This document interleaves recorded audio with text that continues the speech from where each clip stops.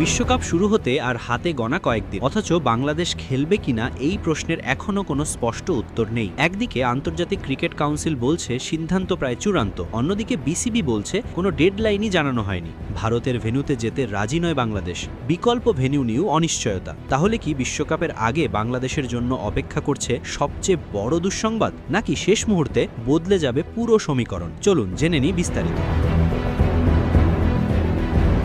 টি-20 বিশ্বকাপের দশম আসর শুরু হচ্ছে আগামী 7 ফেব্রুয়ারি। বিশ্ব ক্রিকেটের সবচেয়ে বড় এই আসর শুরুর আগে যখন সব দল প্রস্তুতির শেষ ধাপে, তখন সবচেয়ে বেশি অনিশ্চয়তার মুখে বাংলাদেশ ক্রিকেট দল। কারণ বিশ্বকাপে বাংলাদেশের ম্যাচগুলো কোথায় অনুষ্ঠিত হবে সেটাই এখনও চূড়ান্ত নয়। এই অনিশ্চয়তার মূল কারণ নিরাপত্তা। বাংলাদেশ ক্রিকেট বোর্ড একাধিকবার জানিয়েছে বর্তমান পরিস্থিতিতে ভারতের ভেন্যুতে গিয়ে খেলা তাদের পক্ষে সম্ভব নয়। এই অবস্থান শুধু বিসিবির নয়, সরকারের পর্যায়ে